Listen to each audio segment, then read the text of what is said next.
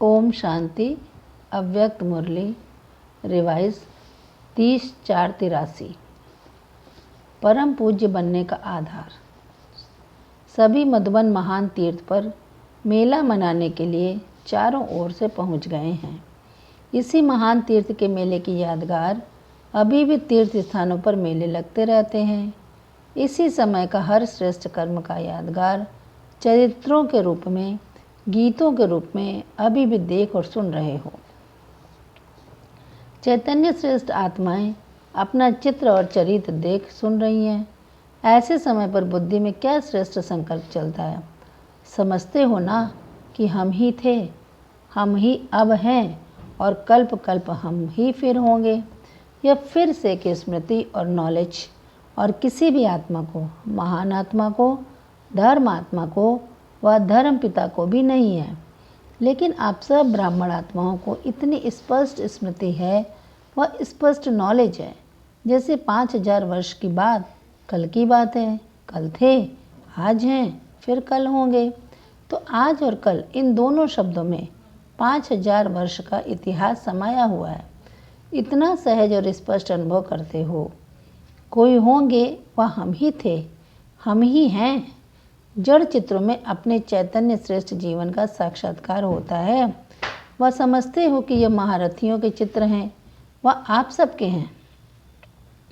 भारत में 33 करोड़ देवताओं को नमस्कार करते हैं, अर्थात आप श्रेष्ठ ब्राह्मण सो देवताओं के वंश के भी वंश, उनके भी वंश, सभी का पूजन नहीं तो गायन तो करते ही हैं। तो सोचो, जो स्वयं पूर्वज हैं उन्हों का नाम कितना श्रेष्ठ होगा और पूजन भी पूर्वजों का कितना श्रेष्ठ होगा।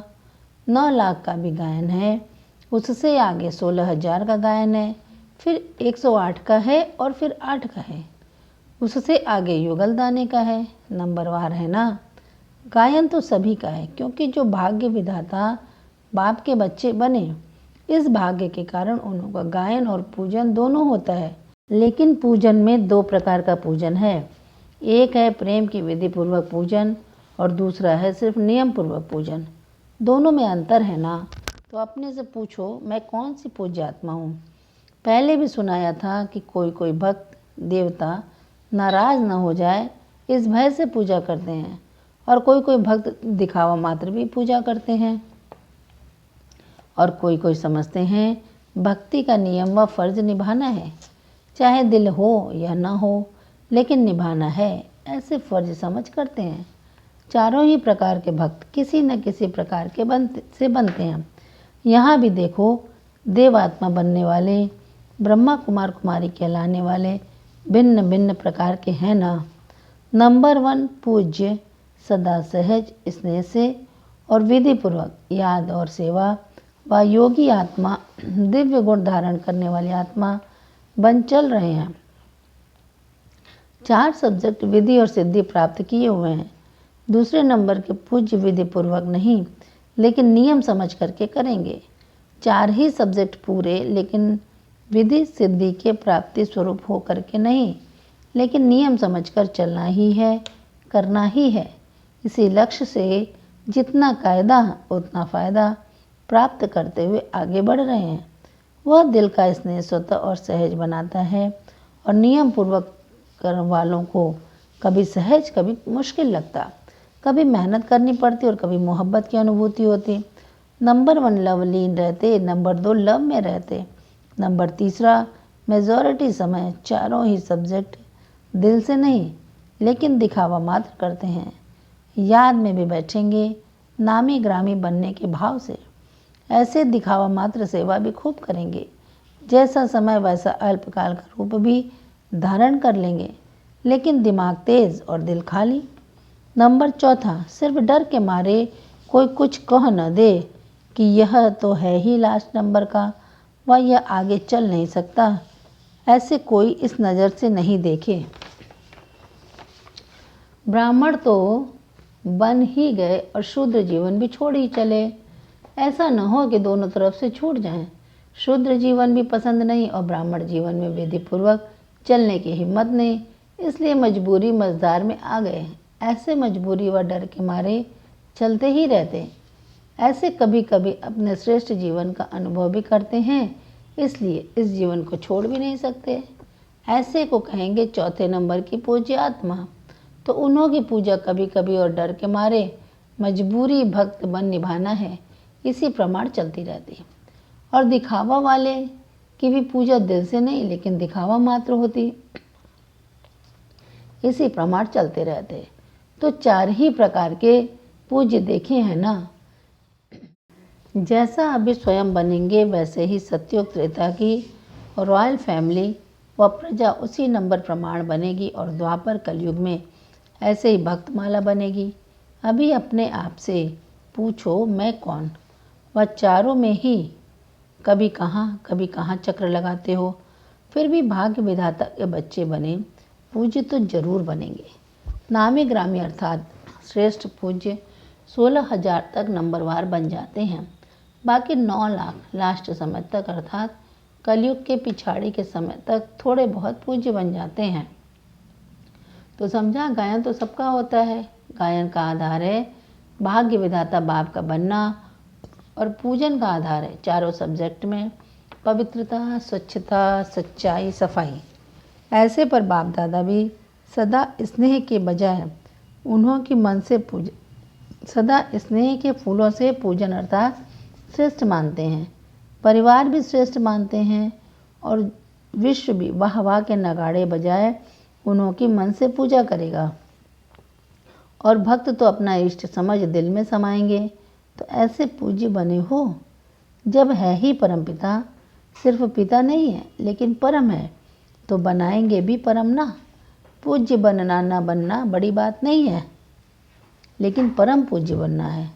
बाप दादा भी बच्चों को देख हर्षित होते हैं, मोहब्बत में मेहनत को महसूस न कर पहुंच जाते हैं। अभी तो रेस्ट हाउस में आ गए ना, तन मन दोनों के लिए रेस्ट है ना। रेस्ट माना सोना नहीं, सोना बनने की रेस्ट में आए हैं। पारसपुरी में आ गए हो ना, जहाँ संग ही पारस आत्माओं का है, वायुमंडल ही सोना बनाने वाला है, बातें ही दिन रात सोना बनने की है। अच्छा, ऐसे सदा परम पूज्य आत्माओं को सदा विधि द्वारा श्रेष्ठ सिद्धि को पाने वाले, सदा महान आत्माएं बनाने वाले, स्वयं को सदा सहज और स्वतः योगी, निरंतर योगी, स्नेह संपन्न योगी अनुभव करने वाले ऐसी सर्वश्रेष्ठ आत्माओं को, चारों ओर के आकारी रूपधारी समीप बच्चों को, ऐसे साकारी आकारी सर्वसम्मुख उपस्थित हुए बच्चों को बाप दादा का याद प्यार और नमस्ते। बच्चों की तरफ से भी बाबा को नमस्ते नमस्ते नमस्ते। दीदी दादी जी से सभी परम पूज्य हो ना, पूजा अच्छी हो रही है ना। बाप दादा को तो अनन्य बच्चों पर नाज है, बाप को नाज है और बच्चों में राज है। जो राज युक्त हैं उन बच्चों पर बाप को सदा नाज है। राज युक्त, योग युक्त, गुण युक्त, सबका बैलेंस रखने वाले, सदा बाप की ब्लेसिंग की छाया में रहने वाले। ब्लेसिंग की सदा ही वर्षा होती रहती है। जन्मते ही ये ब्लेसिंग की वर्षा शुरू हुई है और अंत तक इसी छत्र छाया के अंदर गोल्डन फूलों की वर्षा होती रहेगी। इसी छाया के अंदर चले हैं, पले हैं और अंत तक चलते रहेंगे। सदा ब्लेसिंग के, गोल्डन के फूलों की वर्षा। हर कदम बाप साथ है अर्थात ब्लेसिंग साथ है। इसी छाया में सदा रहे हो। दादी से शुरू से अथक हो, अथक भाव का वरदान है, इसलिए करते भी नहीं करते, ये बहुत अच्छा। फिर भी अव्यक्त होते समय जिम्मेवारी का ताज तो डाला है ना। इनको दीदी को साकार के साथ साथ सिखाया और आपको अव्यक्त होने समय सेकंड में सिखाया। दोनों को अपने अपने तरीके से सिखाया। यह भी ड्रामा का पार्ट है। अच्छा, विदाई के समय 6:30 बजे सुबह संगम युग की सब घड़ियाँ गुड मॉर्निंग ही हैं, क्योंकि संगम युग पूरा ही अमृत वेला है। चक्र के हिसाब से संगम युग अमृत वेला हुआ ना, तो संगम युग का हर समय गुड मॉर्निंग ही है। तो बाप दादा आते भी गुड मॉर्निंग में है, जाते भी गुड मॉर्निंग में है, क्योंकि बाप आता है तो रात से अमृत वेला बन गया। तो आते भी अमृत वेले में हैं और जब जाते हैं तो दिन निकल आता है, लेकिन रहता अमृत बेले में ही है। दिन निकलता तो चला जाता है और आप लोग सवेरा अर्थात सतयुग का दिन, ब्रह्मा का दिन, उसमें राज्य करते हो। बाप तो न्यारे हो जाएंगे ना, तो पुरानी दुनिया के हिसाब से सदा ही गुड मॉर्निंग है, सदा ही शुभ है और सदा शुभ रहेगा। इसलिए शुभ सवेरा कहें, शुभ रात्रि कहें, शुभ दिन कहें, सब शुभ ही शुभ है। तो सभी को कलयुग के हिसाब से गुड मॉर्निंग और संगम युग के हिसाब से गुड मॉर्निंग, तो डबल गुड मॉर्निंग। अच्छा, अव्यक्त महावाक्य, याद को ज्वाला स्वरूप बनाओ। बाप समान पाप कटेश्वर व पाप हरनी तब बन सकते हो जब आपकी याद ज्वाला स्वरूप हो। ऐसी याद ही आपके दिव्य दर्शनीय मूर्त को प्रत्यक्ष करेगी।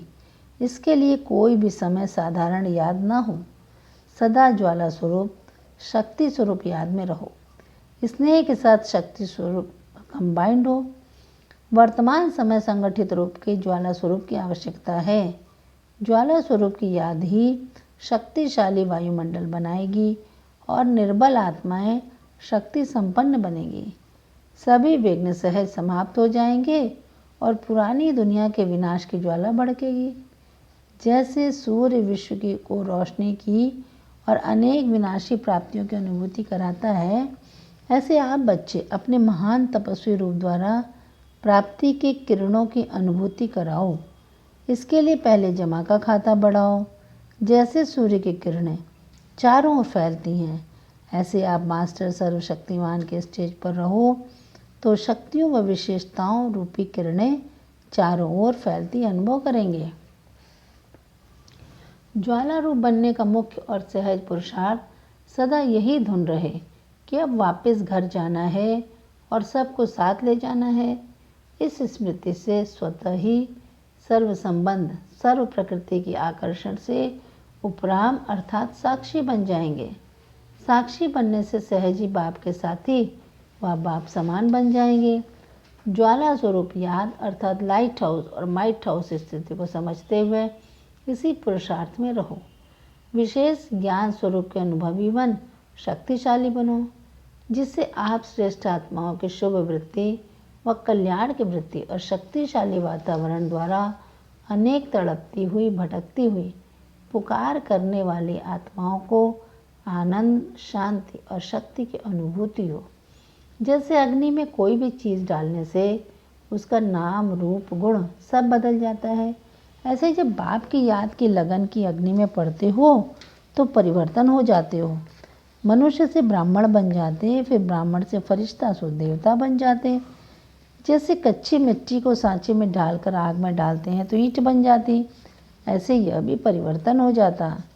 इसलिए इस याद को ही ज्वाला रूप कहा जाता है।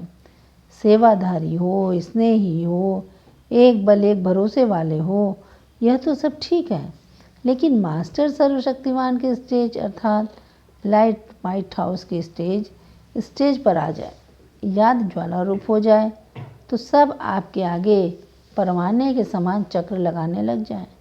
ज्वाला स्वरूप याद के लिए मन और बुद्धि दोनों को एक तो पावरफुल ब्रेक चाहिए और मोड़ने की भी शक्ति चाहिए। इससे बुद्धि की शक्ति व कोई भी एनर्जी वेस्ट ना होकर जमा होती जाएगी। जितनी जमा होगी उतना ही परखने की, निर्णय करने की शक्ति बढ़ेगी। इसके लिए अब संकल्पों का बिस्तर बंद करते चलो अर्थात समेटने की शक्ति धारण करो। कोई भी कार्य करते व बात करते बीच बीच में संकल्पों की ट्रैफिक को स्टॉप करो। 1 मिनट के लिए भी मन के संकल्पों को, चाहे शरीर द्वारा चलते हुए कर्म को बीच में रोक कर भी यह प्रैक्टिस करो, तब बिंदु रूप की पावरफुल स्टेज पर स्थित हो सकेंगे। जैसे अव्यक्त स्थिति में रह कार्य करना सरल होता जा रहा है, वैसे ही बिंदु रूप की स्थिति भी सहज हो जाएगी। जैसे कोई भी कीटाणु को मारने के लिए डॉक्टर लोग बिजली की रेजेस देते हैं, ऐसे याद की शक्तिशाली किरणें 1 सेकंड में अनेक विकर्मों रूपी कीटाणु भस्म कर देती हैं। विकर्म भस्म हो गए तो फिर अपने को हल्का और शक्तिशाली अनुभव करेंगे। निरंतर सहज योगी तो हो, सिर्फ इस याद की स्टेज को बीच बीच में पावरफुल बनाने के लिए अटेंशन का फोर्स भरते रहो। पवित्रता की धारणा जब संपूर्ण रूप में होगी तब आपके श्रेष्ठ संकल्प की शक्ति लगन की अग्नि प्रज्वलित करेगी। उस अग्नि में सब किचड़ा भस्म हो जाएगा। फिर जो सोचेंगे वही होगा। विहंग मार्ग की सेवा स्वतः हो जाएगी। जैसे देवियों की यादगार में दिखाते हैं कि ज्वाला से असुरों को भस्म कर दिया। असुर नहीं, लेकिन आसुरी शक्तियों को खत्म कर दिया। यह अभी का यादगार है। अभी ज्वालामुखी बन आसुरी संस्कार, आसुरी स्वभाव सब कुछ भस्म करो।